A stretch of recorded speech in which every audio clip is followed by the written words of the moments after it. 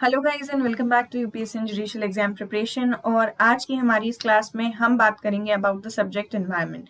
तो हमारी एनवायरनमेंट की लास्ट क्लास में हम बेसिक फंक्शंस को यानी कि इकोलॉजी और कुछ टर्मिनोलॉजीज को समझ चुके थे। और मैंने आपसे जैसे कि प्रॉमिस किया था कि सेकेंड क्लास में हम बात करने वाले थे about the functions of an ecosystem, right. तो आज हम जो है बात करेंगे about the functions of an ecosystem. और फंक्शंस ऑफ इकोसिस्टम में हम ये देखेंगे कि एक्चुअली में जो हमारा इकोसिस्टम है, जो हमारा सराउंडिंग है, वो किस तरीके से अपने फंक्शंस को परफॉर्म करता है और उसके ऐसे कौन कौन से कंपोनेंट्स हैं जो उसकी मदद करते हैं in the performance of those functions. So first of all as we talk about the functions, हमको यहाँ पर एक क्लासिफिकेशन जो है वो समझना जरूरी है। सबसे पहले तो दो प्रकार से ये फंक्शन करता है हमारा इकोसिस्टम। इकोसिस्टम का पहला फंक्शन होता है फ्लो ऑफ एनर्जी, ठीक है। मतलब जैसा हम लोग जानते हैं कि हमारा जो पूरा यूनिवर्स है, अगर हम बात करते हैं तो it's made up of energy, right. So there is a consistent flow of energy from one, I would say, organism to the another, और whether the organism is living or non living, right। मतलब यहाँ पर के जितना भी energy इस पूरे के पूरे इकोसिस्टम में अवेलेबल है, उसका क्या हो रहा है, उसका एक तरीके से फ्लो हो रहा है, ठीक। ये हो गया पहला फंक्शन। सेकेंड फंक्शन जो हम देखते हैं वो होता है हमारा साइक्लिंग ऑफ द न्यूट्रिएंट्स। अब यहाँ पर ये क्या कर रहे हैं, न्यूट्रिएंट्स की साइक्लिंग हो रही है। तो न्यूट्रिएंट्स की साइक्लिंग के लिए क्या प्रोसेसेस हो सकती हैं, समझने वाली बात होती है। और सबसे पहले तो ये बात होती है कि साइक्लिंग ऑफ न्यूट्रिएंट्स क्या होता है। भाई न्यूट्रिएंट से आप क्या समझते हो, अलग अलग प्रकार के जितने भी आपके एलिमेंट्स होते हैं, जैसे कि नाइट्रोजन हुआ, सल्फर हुआ, और आपका फॉस्फोरस हुआ, राइट। इस टाइप से जितने भी आपके गैसेस होते हैं, जितने भी न्यूट्रिएंट्स अवेलेबल हैं इन द इकोसिस्टम, वो किस तरीके से ट्रैवल कर रहे हैं और वो किस तरीके से जो है एक ऑर्गेनिज्म से दूसरे ऑर्गेनिज्म में जा रहे हैं। मतलब यहाँ पर एक तरीके से आप देख रहे हो फ्लो ऑफ एनर्जी और साइक्लिंग ऑफ न्यूट्रिएंट्स। तो एनर्जी भी फ्लो हो रही है और न्यूट्रिएंट्स भी जो है वो ट्रैवल कर रहे हैं हमारे, ठीक है। तो ये जो प्रोसेस होती है किस तरीके से होती है ये हम देखेंगे। फ्लो ऑफ एनर्जी के अंदर आपका सबसे पहले जो चीज आती है वो कहलाता है आपका फीडिंग पैटर्न। यानी कि हमको स्टडी करना है feeding pattern of the different kinds of organisms, जिससे कि हम ये समझ पाए कि किस तरीके से यहाँ पर जो है फीडिंग पैटर्न में कौन सा जो ऑर्गेनिज्म है एनर्जी किस तरीके से लेता है, किस तरीके से किसी दूसरे ऑर्गेनिज्म को बांटता है, राइट। इसके बाद हम एक और टर्म देखेंगे जो होती है फूड चेन। फूड चेन के बारे में हम काफी छोटी उम्र से सुनते आ रहे हैं, हमको मालूम भी होगा। और फूड चेन से जुड़ा हुआ एक और टॉपिक जो होता है वो होता है हमारा फूड वेब का, ठीक है। तो ये होता है हमारा फ्लो ऑफ एनर्जी के कंपोनेंट्स, जिसमें हम इन तीन प्रोसेस को देखने वाले हैं। Now, if we are talking about the cycling of the nutrients, so what we mean is the most important, which is biogeochemical cycles, जो कि आपकी कंटिन्यूसली पूरे के पूरे इकोसिस्टम में टाइम टू टाइम चलती रहती हैं, राइट। इसमें समझने वाली ऐसी कोई बात होगी नहीं। फिर अब जैसे कि हमने कहा, बात हम कर रहे हैं एनर्जी फ्लो की, है ना। तो एनर्जी फ्लो जनरली किस तरीके से होता है, एनर्जी फ्लो जनरली किस तरीके से होता है, इसको समझना हमारे लिए यहाँ पर थोड़ा सा जो है जरूरी हो जाता है। So let's talk about the energy flow. Energy flow के कॉन्सेप्ट में एक चीज हमेशा ध्यान रखना, कुछ भी याद रहे ना रहे, but always remember one thing, which is कि एनर्जी जो होती है हमेशा कैसे फ्लो करती है, यूनिडायरेक्शनल, ठीक है। ये चीज ध्यान रखोगे तो आपके आधे से ज्यादा क्वेश्चंस यहीं खत्म हो जाते हैं। एनर्जी हमेशा यूनिडायरेक्शनल ही फ्लो करती है, ठीक है। अब जब मैंने यहाँ पे पहले डिक्लेयर कर दिया कि एनर्जी हमेशा यूनिडायरेक्शनल फ्लो करती है, तो इसमें समझने की कोई बात ही नहीं रह जाती कि यहाँ से शुरुआत होती होगी प्रोड्यूसर से, और प्रोड्यूसर से एनर्जी जाती होगी किसके पास, टॉप लेवल के कंज्यूमर पास, ठीक। टॉप लेवल कंज्यूमर बताने की जरूरत नहीं है, लास्ट क्लास में बता चुकी हूँ, फिर भी ध्यान रखना है कि कौन हो सकते हैं, ह्यूमंस हो सकते हैं, ठीक। When we talk about the word producer, we means the autotroph, that is the green plants जो अपना भोजन स्वयं बना रहे हैं, उनको किसी और की आवश्यकता नहीं है अपना भोजन बनाने के लिए। किसी और की आवश्यकता नहीं है, मतलब किसी भी लिविंग ऑर्गेनिज्म की आवश्यकता नहीं है ना। बाकी उनके जो एबायोटिक कंपोनेंट्स की रिक्वायरमेंट है वो मत भूल जाइएगा, वरना आपने सोचा कि हमने कहा है कि ऑटोट्रॉफ अपना भोजन स्वयं बनाते हैं, उन्हें किसी और चीज की आवश्यकता ही नहीं होती, तो ऐसा नहीं होता है। इसमें आपको ध्यान रखना है कि जब भी ग्रीन प्लांट्स या ऑटोट्रॉफ है वो अपना भोजन खुद बना रहे हैं with the help of the present abiotic components in the surroundings, right? They do not depend on any other living organism for their food requirements. That's the thing. And we, as we talk about the top level consumers, we means कि जो भी हमारे herbivore होंगे, carnivore भी हो सकते हैं, और सबसे लास्ट क्या होते हैं हमारे ओमनीवोर। तो इनमें से कोई भी जो है वो हमारा टॉप लेवल का कंज्यूमर हो सकता है। इस चीज को ध्यान में रखना, इस पे कंफ्यूजन की कोई संभावना नहीं रह जाती। भाई किसी भी साइकिल में कोई भी यहाँ पे कोई ऐसी कंडीशन तो नहीं लगती कि हर बार हर साइकिल को कंप्लीट करने के लिए आप एक ओमनीवोर को लेके आओगे, नहीं। कुछ फूड चेन्स, कुछ फूड वेब्स ऐसे भी होते हैं जो कि बिना टॉप लेवल कंज्यूमर में भी ओमनीवोर तक जाए बगैर भी कंप्लीट हो जाते हैं, ठीक है। इसलिए यहाँ पे इस चीज को ध्यान रखना है, क्योंकि जरूरी नहीं है कि आप हर साइकिल में कहीं ना कहीं से ह्यूमन को ऐड करो, हर साइकिल में कहीं ना कहीं से लायन को ऐड करो, राइट। ये जरूरी नहीं है, इसलिए इसको बिल्कुल ध्यान में बैठा लो कि टॉप लेवल कंज्यूमर का मतलब सिर्फ और सिर्फ ओमनीवोर नहीं होता। They can be herbivore, they can be carnivore, first thing, ठीक है। अब बात करते हैं आगे इस पे। तो आगे इसमें हम जब बात करेंगे तो अब कार्निवोर और ये वाली चीज मैंने आपको बता दी, इसको लेके कोई कंफ्यूजन की स्थिति यहाँ पे उत्पन्न नहीं होती। एनर्जी का फ्लो जो है जनरली कैसा रहेगा, लोअर ट्रॉफिक लेवल से हाई ट्रॉफिक की तरफ, ठीक। इसमें कोई शक की बात ही नहीं है। क्यों नहीं हो सकता। और अगर कोई भी पूछे तो कि क्या ऐसा हो सकता है कि किसी एक साइकिल में लो टू हाई जाने के बजाय लो टू हाई जाने के साथ साथ हाई टू लो भी चले जाए, तो बोलना नहीं, ऐसा बिल्कुल नहीं हो सकता। क्यों नहीं हो सकता, क्योंकि हमने पढ़ा है कि एनर्जी का जो फ्लो है वो केवल और केवल यूनिडायरेक्शनल, दैट इज कि इसी डायरेक्शन में होगा, ठीक। इसमें कोई कंफ्यूजन नहीं होना चाहिए। इसके बाद नेक्स्ट जो चीज हम डिस्कस करने वाले थे वो था हमारा फूड चेन का कॉन्सेप्ट, ठीक है। फूड चेन का कॉन्सेप्ट बेसिक्स आप समझेंगे तो आपको ऑटोमेटिकली क्लियर हो जाएगा। It's nothing but a sequence. Food chain क्या है भाई, फूड चेन एक सीक्वेंस है। किस चीज का सीक्वेंस है, ऐसे ऑर्गेनिजम्स का हु फेड वन अनदर।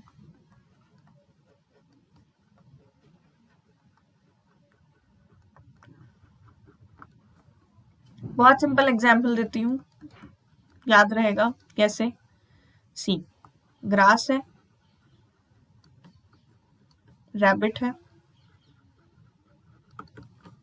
से फॉर एन एग्जाम्पल फॉक्स था, या फिर सियार जिसको हिंदी में कहते हैं, ये लोमड़ी होता है, ठीक है। फॉक्स मतलब लोमड़ी होता है, और या फिर आपका सियार जैसा कोई एनिमल है। ग्रास क्या हो गया इस केस में, ऑटोट्रोफ प्रोड्यूसर। रैबिट क्या हो गया, प्राइमरी कंज्यूमर।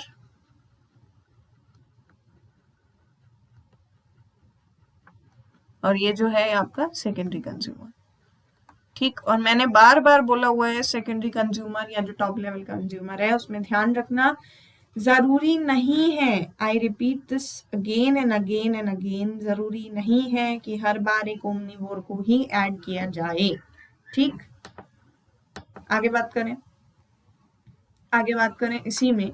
तो अब आपको ये समझ में आ गया कि इसका फ्लो। अच्छा, इसमें अगर कोई पूछ रहा है कि एनर्जी का फ्लो कैसे चल रहा है, तो भाई एनर्जी का फ्लो यूनिडायरेक्शनल चल रहा है, ठीक है।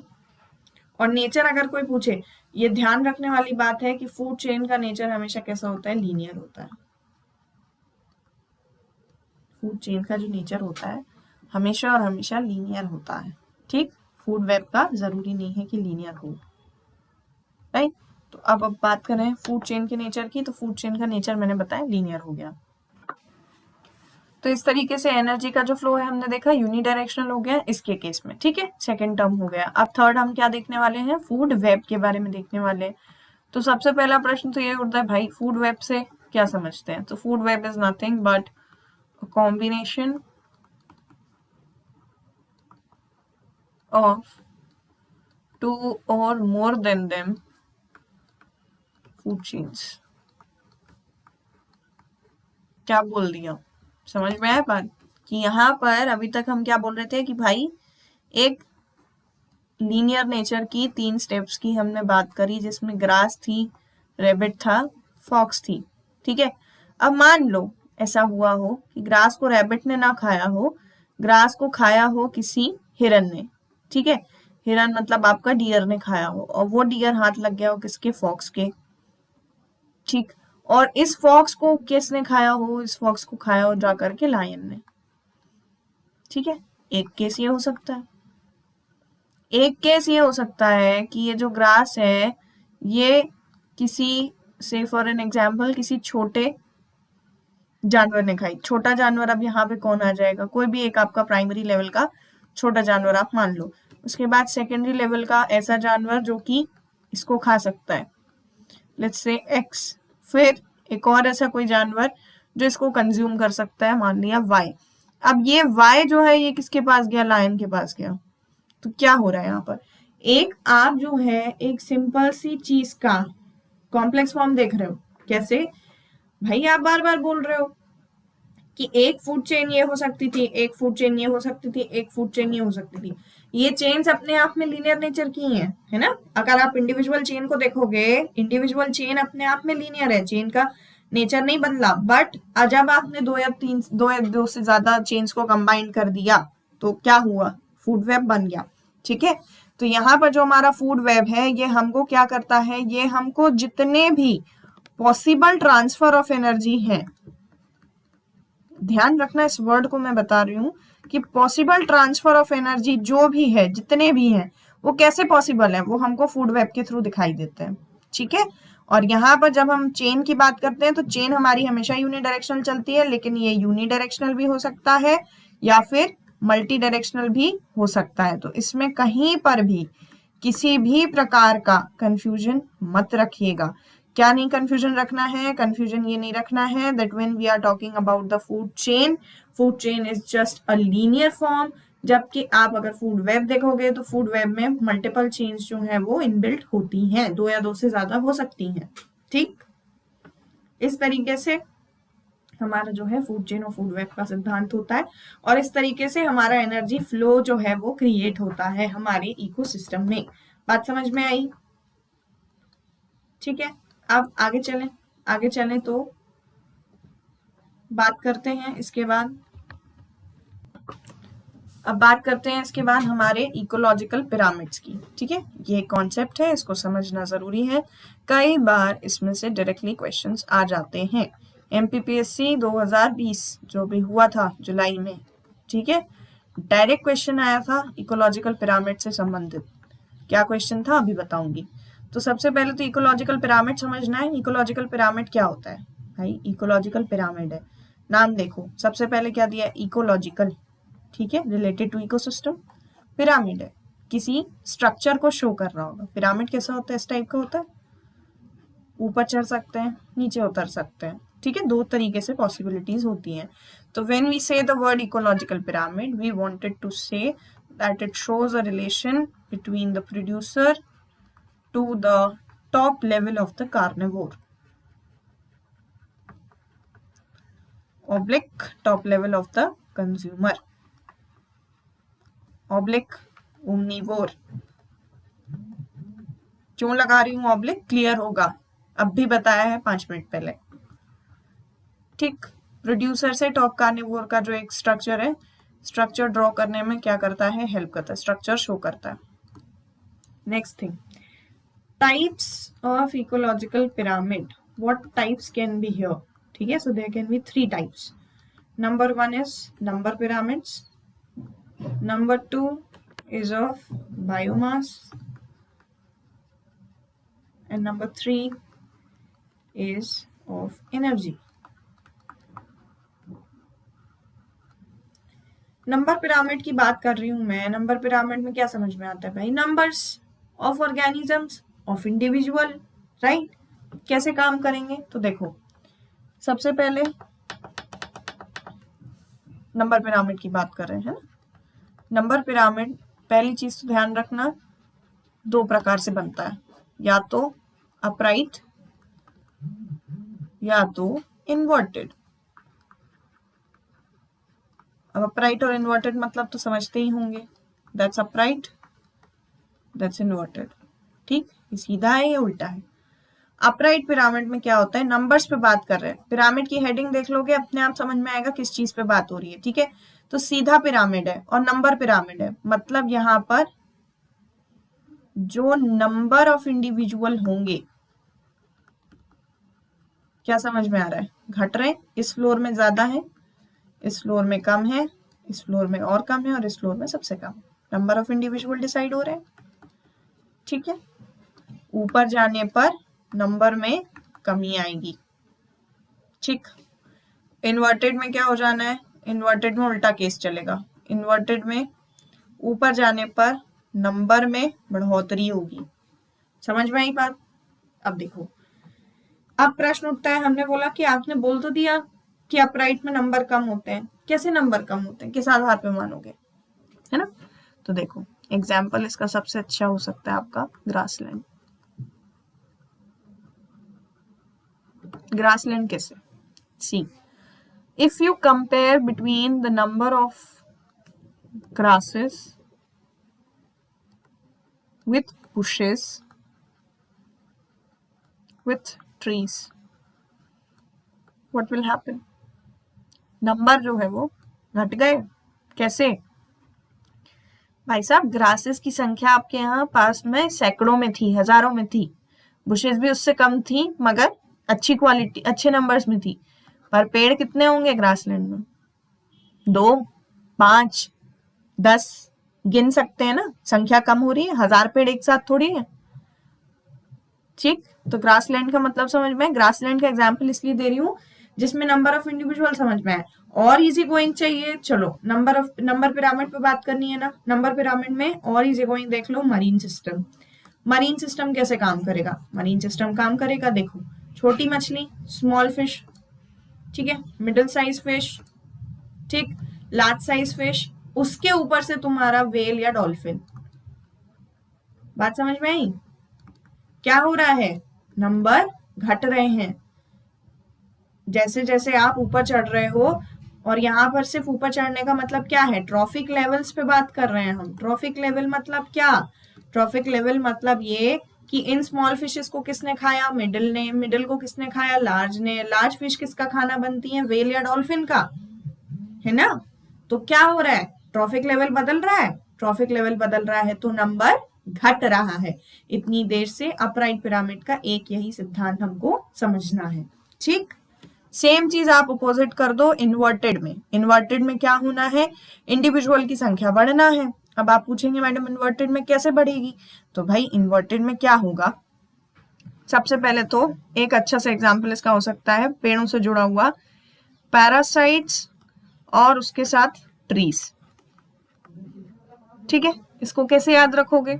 देखो, ट्रीज कितने होंगे किसी भी एरिया में, जैसे बात करो, मान लो कि ट्रीज कितने, ट्रीज थे तकरीबन 20-25, चलो से फॉर एन एग्जाम्पल। पैरासाइट्स कितने होंगे? पैरासाइट्स क्या होते हैं? पैरासाइट्स वो होते हैं जो कि अपने पूरी फूड रिक्वायरमेंट के लिए क्या करते हैं, ट्रीज पर डिपेंड हो जाते हैं और ट्रीज को नेगेटिव इम्पैक्ट देते हैं, ट्रीज को मिलने वाले न्यूट्रिशन को पूरा का पूरा अपनी तरफ ट्रांसफर करते हैं। जो हिंदी में हम एक वर्ड यूज करते हैं ना, खून चूसने वाले, एग्जैक्टली पैरासाइट्स जो होते हैं वो खून चूसने वाले होते हैं, या एक तरीके से आप एक कह सकते हो एक ऐसे टॉक्सिक जो है इनका बीच का, ट्रीज और पैरासाइट्स के बीच का टॉक्सिक रिलेशन होता है, जिसमें कि प्रॉफिट सिर्फ और सिर्फ पैरासाइट को होता है। That is called a parasitic relation. जब आप आगे जाओगे, अभी हम पढ़ेंगे, तो बायोटिक इंटरैक्शन में एक प्रेडेशन और पैरासाइटिज्म करके एक ये बनता है, रिलेशन बनता है, एक ऐसा रिलेशन जिसमें पैरासाइट्स को हमेशा पॉजिटिव इफेक्ट मिला है और पौधों को या ट्रीज को हमेशा नेगेटिव इम्पैक्ट ही मिला है, क्योंकि इनको मिलने वाला न्यूट्रिशन कौन खा गया, पैरासाइट्स खा गए। तो नुकसान किसका हुआ, नुकसान हुआ ट्रीज का। So this is how the relations takes place. ठीक है, और अब अगर संख्या में मैं बात करूं तो भाई अगर 25 पेड़ है मेरे पास, 25 ट्रीज थी मेरे पास, तो भाई उन 25 ट्रीज को खत्म करने के लिए पैरासाइट्स कितने होंगे? पैरासाइट्स होंगे हजारों की संख्या में, हजारों में नहीं भी होंगे तो 25 से तो ज्यादा ही होंगे। एक पेड़ पर एक पैरासाइट नहीं हो सकता, ठीक है ना, एक पेड़ पर एक पैरासाइट नहीं हो सकता, राइट? तो इस तरीके से यहाँ पर ये काम करेगा, मतलब मोर देन 25 है नंबर, आप समझ लो 100 और शुड आई से 1000 will not be wrong for this, ठीक है, 100 या 1000 से ज्यादा पैरासाइट्स होंगे। तो यहाँ पे क्या हुआ, नंबर पिरामिड में आपको ये समझ में आया कि नंबर कैसे बढ़ रहे हैं और नंबर कैसे घट रहे हैं। तो नंबर पिरामिड केवल और केवल नंबर्स पे बेसिस पे बात करता है, उसको एनर्जी के ट्रांसफर से कोई संबंध नहीं है।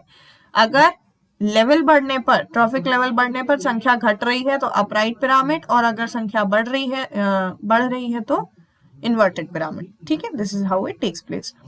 Second most important thing is the pyramid of biomass.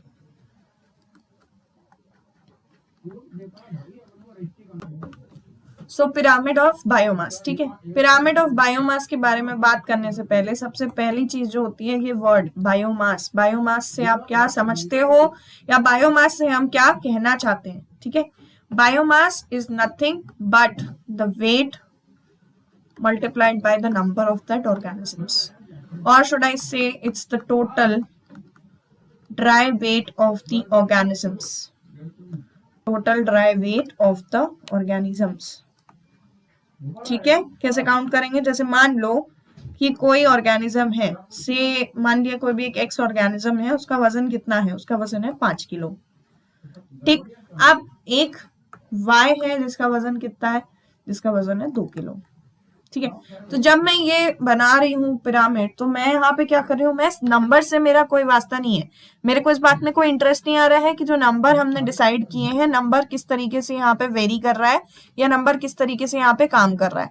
मेरा मतलब ये है कि भाई अगर मैं इस तरफ अपराइट बना रही हूँ, right, when I am making this upright pyramid और when I am making this inverted pyramid, then what I meant is कि यहाँ पर जो मेरा बायोमास है वो कम है with respect to this region जहां पे मेरा बायोमास ज्यादा है। सिमिलरली अपोजिट, बायोमास ज्यादा है और इस रीजन में बायोमास कम है। बात समझ में आई? अब बात ये हो रही है कि भाई ऐसा कौन सा जोन हो सकता है जहां पर कि जो मास है वो घट रहा हो या मास जो है वो बढ़ रहा हो। सोचने वाली बात है। तो भाई बात ये है कि इसका सबसे सरल एग्जांपल है, जैसे आप देखोगे जो हमारे नॉर्मल टेरेस्ट्रियल इकोसिस्टम होता है, टेरेस्ट्रियल इकोसिस्टम मतलब जो जमीनों पर हमको देखने को मिल जाता है। कैसे बना सकते हैं इसको आप बोल सकते हो, मान लिया कि 1 किलो का कोई प्राइमरी कंज्यूमर था, ठीक है, प्राइमरी कंज्यूमर था। फिर 10 किलो के आपके पास 2-2 किलो वाले 2-2 किलो वाले आपके पास 5 क्या थे, सेकेंडरी कंज्यूमर थे, ठीक है। और 100 किलो मतलब आपके पास एक शेर था जो टॉप कार्निवोर था। तो यहाँ पे क्या हुआ, यहाँ पर जो बायोमास है वो बढ़ गया, ठीक है। बायोमास नीचे की तरफ ज्यादा है, फिर उससे कम, फिर उससे कम, फिर उससे कम। अब अगर मैं इधर पे बात करूं तो इधर पे भी मरीन लेवल पे आपको देखने को मिल जाएगा कि भले ही नंबर ज्यादा है पर बायोमास कितना है, मरीन वाले में 4 ग्राम पर मीटर स्क्वायर डेंसिटी है, ठीक। उससे कम होगी 8 ग्राम पर मीटर स्क्वायर, ठीक, और इससे कम होगी 12 ग्राम पर metre square.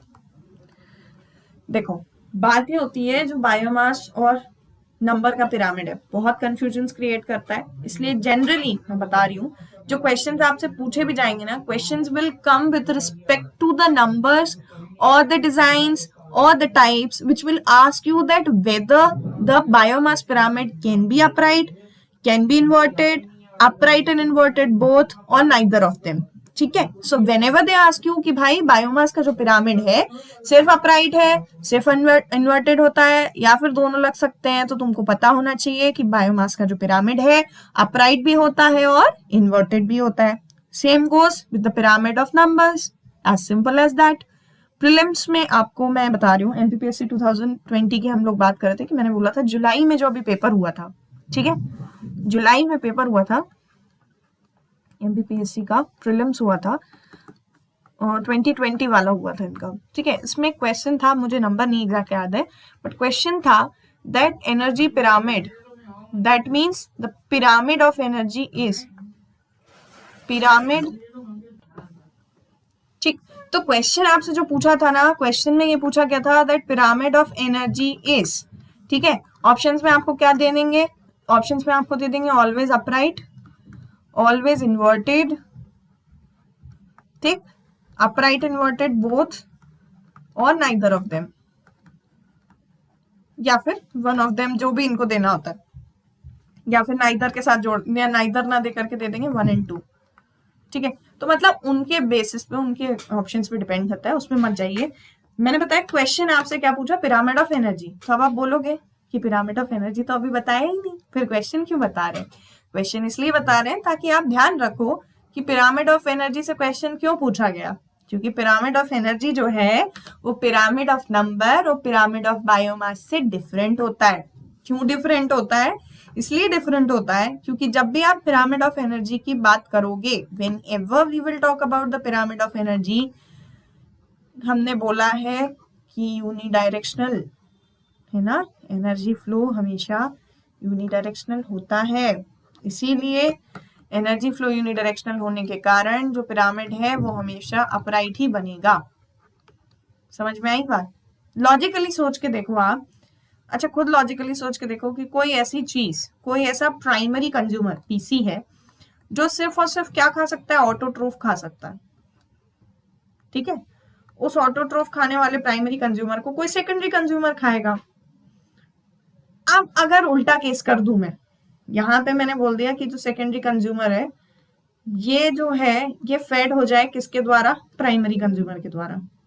First of all ऐसा तो पॉसिबल है नहीं, क्योंकि भाई हो ही नहीं सकता, पॉसिबल ही नहीं है ना। उनके पास भी इतना जो कहते हैं एक, क्या कह सकते हैं इसको, ब्रेवरी की जो टेंडेंसी होती है वो उसमें नहीं होती है। ठीक है, यू कांट किल समबडी, किसी भी ऑर्गेनिज्म का, किसी ऐसे ऑर्गेनिज्म को मार पाना बहुत मुश्किल है जो उससे ज्यादा है, पावरफुल है। ठीक है, ये एक फैक्ट है, इसको ध्यान रखना कि ये पॉसिबल नहीं है। तो अब यहाँ पे पॉसिबल हो नहीं सकता, तो भाई जब ये पॉसिबल हो ही नहीं सकता तो पिरामिड जो है वो अपराइट कैसे बनेगा? पिरामिड हमेशा अपराइट बनेगा, इन्वर्टेड नहीं बनेगा। ठीक है, इन्वर्टेड कैसे बनेगा? अपराइट ही बनेगा, जिसमें यहाँ पर आपके लेवल्स होंगे, अलग अलग ट्रॉफिक लेवल्स होंगे।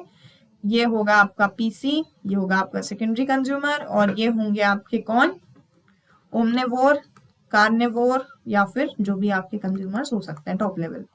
ठीक, बात समझ में आई? तो अब अगर एनर्जी मिलेगी तो इसकी एनर्जी इनके पास और इनकी एनर्जी इनके पास जा रही है, इसलिए पिरामिड ऑफ एनर्जी हमेशा अपराइट ही बनेगा। इसको ध्यान रखना है, किसी भी हालत में भूलना नहीं है, क्योंकि क्वेश्चन भी पिरामिड ऑफ एनर्जी से ही पूछा जाएगा, बायोमास और नंबर से ज्यादा क्वेश्चन कभी नहीं पूछता। ठीक, मैंने बताया। अब एक और चीज ध्यान रखनी है, किसी के मन में सवाल क्यों नहीं आता कि अगर हम बोल रहे हैं कि ये प्राइमरी कंज्यूमर्स हैं, इन्होंने ऑटोट्रोफ से एनर्जी ली, मान लो इन्होंने 100 ली, तो क्या सेकेंडरी कंज्यूमर ने जब प्राइमरी कंज्यूमर को खाया तो उसको 100 की 100 एनर्जी मिल गई? कहाँ गई एनर्जी? 100 की 100 एनर्जी, 100 यूनिट्स जो एनर्जी के प्राइमरी कंज्यूमर ने लिए, उसके पास थे, क्या उस प्राइमरी कंज्यूमर को खाने से सेकेंडरी कंज्यूमर को भी 100 के 100 यूनिट्स ऑफ एनर्जी मिले? तो जवाब है नहीं, नहीं मिलेंगे। क्यों नहीं मिलेंगे? क्योंकि भाई साहब यहाँ पर एक साइंटिस्ट थे, लिंडमैन, नाम ध्यान रखना है, लिंडमैन, और लॉ भी याद रखना है, Lindeman's law of 10%। What does the law states? नाम में दिख रहे हैं परसेंटेज, कहाँ पे बात कर रहे हैं हम? एनर्जी के रिस्पेक्ट में।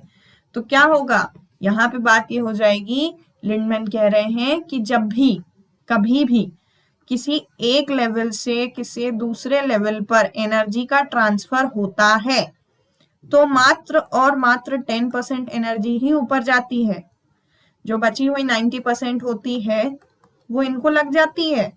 इनकी खुद की एक्टिविटीज है भाई, चलेंगे फिरेंगे, दौड़ेंगे, खेलेंगे, कूदेंगे, बहुत सारी एक्टिविटीज है जो ये करते हैं, प्राइमरी कंज्यूमर्स करते हैं ना। इनको अपना भी तो न्यूट्रिशन करना है, ऐसा तो है नहीं कि इनने खाना सिर्फ इसलिए खाया ताकि ये ऊपर वाले को खिलवा सके, ऐसा नहीं है ना भाई। इनकी भी अपनी बायोलॉजिकल प्रोसेसेस हैं, राइट? तो उन बायोलॉजिकल प्रोसेसेस के लिए, उनकी एक्टिविटीज के लिए इनको लगेंगी एनर्जी, जिसका करेंगे यूटिलाइजेशन। तो मान लो अगर इनके पास 100 यूनिट ऑफ एनर्जी इनने कंज्यूम करी होगी, या इनके पास 100 यूनिट पहुंचा था कहीं से, उस 100 का 90% तो ये अपने पर्सनल एक्टिविटीज में यूज करेंगे, और जब ये खाए जाएंगे या फेड किए जाएंगे किसी सेकेंडरी कंज्यूमर के द्वारा ऊपर के ट्रॉफिक लेवल में, तो ऊपर के ट्रॉफिक लेवल में सिर्फ 10% एनर्जी पहुंचेगी। ठीक, मतलब ऑटोमेटिकली यहाँ पर नंबर ऑफ एनर्जी देखो, 100 100 का 10% कितना 10, 10 का 10% कितना 1, 1 का और कम कर लो 0.1, ठीक है, और कम करोगे 0.01, इसके ऊपर 0.001। इस तरीके से क्या हो रहा है, एनर्जी जो है वो डिडक्ट हो रही है। क्यों डिडक्ट हो रही है? क्योंकि किसी भी कंज्यूमर का उद्देश्य केवल और केवल अपने ऊपर के ट्रॉफिक लेवल वाले जो भी कंज्यूमर हैं, जो भी ऑर्गेनिज्म है, उसका पेट पालना नहीं है, ठीक है। वो तो बदकिस्मती है, इसलिए प्राइमरी कंज्यूमर्स जो है वो सेकेंडरी कंज्यूमर के द्वारा उपभोग किए जा रहे हैं। अदरवाइज प्राइमरी कंज्यूमर के पास जितनी भी एनर्जी है वो यही चाहता है कि वो अपनी लाइफ की जितनी भी एक्टिविटीज हैं उसमें उनका उपयोग कर सके, एज सिंपल एज दैट, ठीक। अब कुछ फैक्ट्स रिलेटेड टू पिरामिड। भाई इतने सारे पिरामिड्स बता दिए, इतने सारे टाइप्स ऑफ पिरामिड पर डिस्कस कर लिया, पर अभी तक ये प्रश्न नहीं उठा कि कॉन्सेप्ट ऑफ पिरामिड आया कहां से, ठीक है। प्रश्न क्या उठा? प्रश्न उठा कि आपने बोला कि 3 टाइप के पिरामिड होते हैं, नंबर्स के पिरामिड, बायोमास के पिरामिड, एनर्जी के पिरामिड, पर पिरामिड का कॉन्सेप्ट आया कहां से? तो पिरामिड का जो कॉन्सेप्ट है, नाम ध्यान रखना है साइंटिस्ट का, क्या नाम था? चार्ल्स एल्टोन, ठीक है। Charles Elton was the scientist who gave the concept, the idea of the pyramid to show the transfer of the numbers or biomass or the energy between the different trophic levels. See, this is how it works, ठीक है। Number, biomass, energy के trophic levels में क्या change आ रहे हैं उसको study करने के लिए किसने? चार्ल्स एल्टोन ने ये कॉन्सेप्ट दिया कि भाई साहब आप एक पिरामिड बना लो, आपको अपने आप समझ में आ जाएगा। और कंफ्यूज इसलिए मत होना कि 10% लॉ लिंडमैन ने दिया था, बार बार बोल रही हूँ। क्या होता है कि जब दोनों साइंटिस्ट के नाम एक साथ पढ़ लो तो ये लगने लगता है अच्छा ये भी लिंडमैन है, उनके नाम में भी कुछ एल्टोन था, तो ये सब कंफ्यूजन क्रिएट करेगा, तो ऐसा नहीं करना है, ठीक है। एल्टोन और यहाँ पे क्या नाम ध्यान रखना है? लिंडमैन।